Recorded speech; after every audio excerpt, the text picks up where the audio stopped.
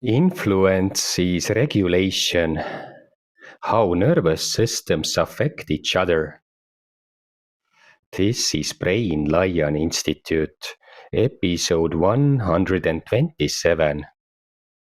Influence is often associated with persuasion or communication, but biologically, influence happens before words. Nervous systems continuously interact. Posture, voice tone, micro movements. These signals are processed instantly.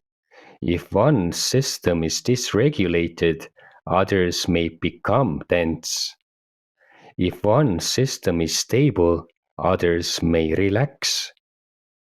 This is not conscious.